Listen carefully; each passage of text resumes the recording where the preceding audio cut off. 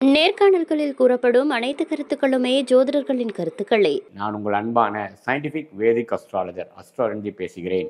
நல்லது நினைப்போம், நல்லதே நடக்கும். இந்த வீடியோவில் நம்ம என்ன பார்க்க போகிறோம்னா, துலாம் ராசிக்காரர்களுக்கு 2025 நவம்பர் மாதம் எத்தகைய ஒரு மாதமாக இருக்க போகுதுங்கிறது சயின்டிஃபிக் வேதிக் அஸ்ட்ராலஜி முறையில் அறிவியல் சார்ந்த ஜோதிடத்தை எப்படி இந்த ஒளி தத்துவம் மூலமாக உங்களுடைய கர்மா செயல்படுதுங்கிறது பார்க்க போகிறோம். பரிகாரங்கள், மூட நம்பிக்கைக்குள்ளே போகாமல், மிகைப்படுத்தாமல் உள்ளது உள்ளவாறு அறிவியல் சார்ந்த முறையில் பார்க்க போகிறோம். இப்போ பாருங்கள், துலாம் ராசிக்கு பாருங்கள், ஆண்டு கிரகமாகிய குரு 9ஆம் இடத்துல இருந்த குரு 10ஆம் இடத்திற்கு அதிவக்ரமாக கடகத்தில் உச்சம் பெறுகிறார் நவம்பர் முதல் வாரத்திலிருந்தே. அதே சமயத்தில் சனி 6ஆம் இடத்திலே நீடித்திருக்கிறார். 5ஆம் இடத்தில் ராகுவும் 11ஆம் இடத்தில் கேதுவும். குருவின் பார்வை சனிக்கு கிடைக்குது, ராகுலுக்கு விலகிறார். இப்படி இருக்கக்கூடிய ஆண்டு கிரகத்தின் பயிற்சி சஞ்சாரங்கள் பார்த்தீங்கன்னா துலாம் ராசிக்கு நல்ல ஒரு அமைப்பு தான். ஏன்னா என்னதான் 9ஆம் இடத்துலேருந்து ராசியை பார்த்தாலும் 10ஆம் இடத்துக்கு மாறினது புதன், சூரியன், செவ்வாய் அப்படிங்கிற கிரகத்தை 5ஆம் பார்வையாக பார்க்கிறார் அப்படிங்கிறது விசேஷம். ஏன்னா 7ஆம் இடம் என்று சொல்லப்படுகிற பங்குதாரர், மனைவியாக இருந்தால் கணவர், கணவனாக இருந்தால் மனைவியை குறிக்கக்கூடிய அந்த செவ்வாய் கிரகம் ஆட்சி பெற்று குருவின் பார்வை, உச்ச குருவின் பார்வை பெறுவது நல்ல ஒரு குடும்பத்துக்கு, உறவுக்கு, சகோதரத்துக்கு, பங்குதாரர்களுடைய உறவுகளுக்கு, கொலீக்ஸ், கஸ்டமர்ஸ் போன்ற ரிலேஷன்ஷிப்புக்கு ஒரு நல்ல அமைப்பு. வண்டி, வாகனம், இடம், வீடு போன்ற விஷயத்துக்கு ஒரு நல்ல அமைப்பை கொடுக்கக்கூடிய அமைப்பு. சுக்கிரன், செவ்வாயின் சஞ்சாரங்கள் நன்றாக இருக்கிறது. அதே சமயத்தில் ராசி அதிபதியாகிய சுக்கிரனே ராசிக்குள்ளேயே இருக்கிறார். அதுக்கப்புறம் கடைசி வாரத்தில் 2ஆம் இடத்துக்கு குரு பார்வை வருவது குரு பரிவு வருவது அருமையான ஒரு அமைப்பு. நிதி புலக்காட்டங்கள் அதிகமாக போகுது, பண வரவுகள் நன்றாக இருக்க போகிறது.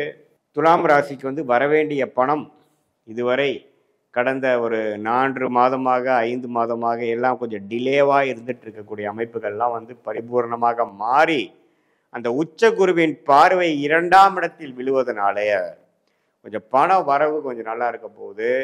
2025 நவம்பர் மாதம் குறிப்பாக சொல்லணுன்னா ஒரு செகண்ட் வீக்லேருந்து நல்ல ஒரு அமைப்பு.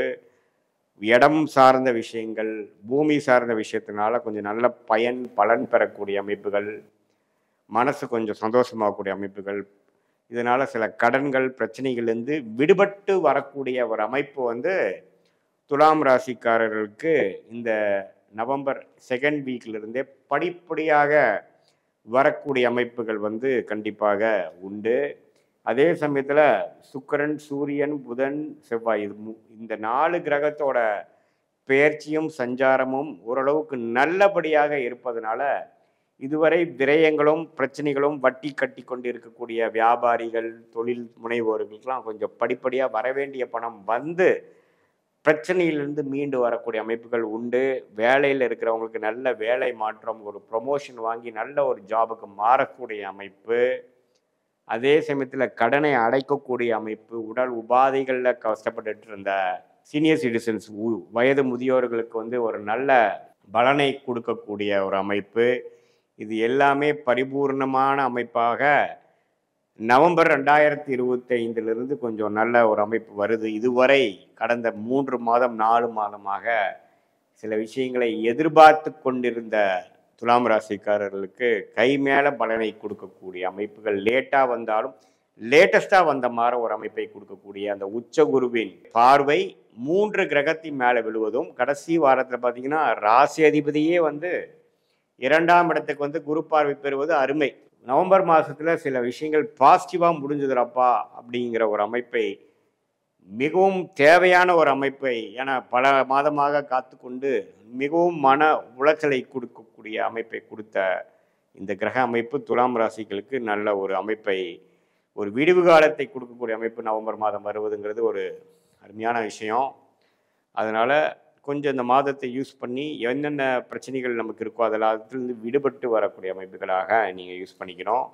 இது ஒரு பொதுவான பலனே தவிர உங்களுடைய ஜென்ம ஜாதகத்தில் நீங்கள் என்ன தசாபுக்திகள் போய்கொண்டிருக்கிறது, என்ன அந்தரம், என்ன சூக்ஷம் போயிட்டுருக்கிறது, நீங்கள் எந்த லக்னத்தில் பிறந்தீங்க, உங்கள் பிறந்த தேதி, பிறந்த நேரம் கொடுத்து பிறந்த உரை கொடுத்து உங்கள் ஜாதகத்தை போட்டு இப்போ என்ன விஷயங்கள் நடந்து கொண்டு இருக்கிறங்கிறத பார்த்து அந்த தசநாதனும் புக்திநாதனும் இப்போ கோச்சாரத்தில் எதுமாற அமைப்புகளாக போய் கொண்டிருக்கிறார் அப்படிங்கிறதையும் ஒருங்கிணைத்து பார்க்கும் பொழுது உங்களுக்கு ஒரு அருமையான ராஜயோக தசை நடக்கும் பொழுது நான் சொன்ன பலாபலன்கள் ஒன்று கொஞ்சம் தூக்கலாகவும் இன்னும் கொஞ்சம் அருமையாகவும் நடக்கிற மாதிரியும், சில பலாபலன்கள் குறைவாக, அதாவது ஒரு சுமாரான தசைகள் வரக்கூடாத தசை நடந்து போடும் பொழுது நான் சொன்ன அந்த பொது பலன் வந்து சற்று குறைவாகவும் வரக்கூடிய அமைப்புகள் இருக்குதே ஒழிய, பட் இருந்தாலும் நவம்பர் மாதம் சில விஷயம் பாசிட்டிவ், குறிப்பாக பண விஷயம், குடுக்கல் வாங்கல்ல இதுவரை இருந்த தொய்வு கொஞ்சம் நீங்கி நமக்கு பாசிட்டிவாக வர்றது, கடன் அடைதல், பிரச்சனையிலேருந்து மீண்டு வர்றதல், உடல் உபாதையிலேருந்து வெளியில் வர்றதுங்கிற மாதிரி ஒரு சில பாசிட்டிவான விஷயங்கள் நடக்கக்கூடிய அமைப்புகள் கண்டிப்பாக உண்டு. குறிப்பாக சொல்லப்போனால் செகண்ட் அண்ட் தேர்ட் வீக்லேருந்து கண்டிப்பாக உங்களுக்கு நவம்பர் மாதம் உண்டு. ஸோ இதுதான் வந்து பொது பலன். உங்களுடைய ஜென்ம ஜாதகத்தில் வைத்து பார்க்கும் பொழுது இன்னுமே துல்லியமான பலன்கள் எடுத்து அடுத்த வரக்கூடிய காலகட்டங்கள் எப்படி இருக்குது, ஷார்ட் டேர்ம் எப்படி இருக்குது, லாங் டேர்ம் எப்படி இருக்குது, இதை வந்து எந்தெந்த விஷயங்கள் உங்களுக்கு நடக்கக்கூடிய அமைப்பாக இருக்கிறது, உங்கள் கர்மாவின் அடிப்படையில் உங்கள் ஜாதகத்தில் எது மாதிரி அமைப்பு நடக்கக்கூடிய அமைப்புகள் இருக்குது, வேலை மாற்றம் எப்போ, தொழிலா வேலையா, எப்போ வந்து படிப்பு நம்ம எதிர்பார்க்குற படிப்பு வந்து நம்ம குழந்தைங்களுக்கு கிடைக்க போகுது, வெளிநாடு போகக்கூடிய அமைப்பா, வெளி மாநிலமா, அல்லது நம்ம உள்ளூரிலே இருக்க போகிறோமா, இது மாதிரி எல்லா விஷயங்களும், என்ன தொழில் நமக்கு கரெக்டாக வரும், என்ன வேலை நமக்கு கரெக்டாக வரும், நமக்கு வந்து காம்படிட்டிவ் எக்ஸாம்ஸ் எழுதி நம்ம கவர்மெண்ட் இதுக்கு போகலாமா, ப்ரைவேட் போகலாமா, அல்லது ஓன் பிஸ்னஸ் பண்ணலாமா, அல்லது வெளிநாட்டில் போய் நம்ம ஏதோ ட்ரை பண்ணலாமா, அப்படிங்கிற எல்லா விஷயங்களும் உங்களோட ஜென்ம ஜாதகத்தில் பார்த்து இந்த சயின்டிஃபிக் வேதிக் அஸ்ட்ராலஜி முறையில் துல்லியமாக பார்க்கும் பொழுது நம்மளுடைய எதிர்காலம் எப்படி இருக்குது, என்னென்ன பிராப்தங்கள் காத்து கொண்டு இருக்கிறதுன்னு தெரிந்து கொண்டு அதுக்கு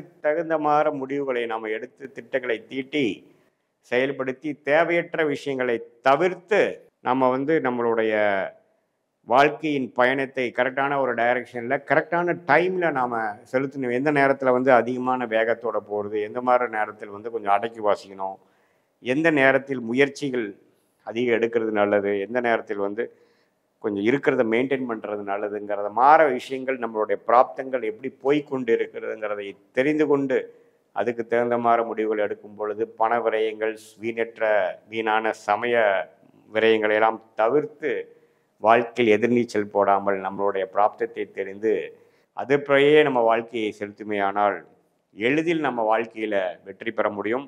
சயின்டிஃபிக் வேதிக் அஸ்ட்ராலஜி முறையில் நம்மளுடைய கர்மா எப்படி நம்மளுடைய வாழ்க்கையில் வந்து சம்பவங்களாக வந்து உருவெடுக்க போகிறது, அதில் வந்து பாசிட்டிவான விஷயங்கள் என்ன, எது வந்து நமக்கு பிராப்தம் இல்லைங்கிறத தெரிஞ்சிட்டோம்னா நம்ம வாழ்க்கையில் பாதி பிரச்சனையிலேருந்து மீண்டு வந்துடலாங்கிறத நீங்கள் தெரிந்து கொள்ள வேண்டும். இது ஒரு பொதுவான பலன்கிறது தெரிந்து உங்களுடைய துல்லியமான ஜாதகத்தை பார்க்கும் பொழுது இன்னுமே வந்து நம்மளுடைய எதிர்காலத்துக்கு வேணுங்கிற குறிகாட்டியாக அமையும் அப்படிங்கிறத நம்ம தெரிஞ்சுக்கணும். மீண்டும் மற்றொரு காணொலியில் சந்திப்போம். நன்றி, வணக்கம்.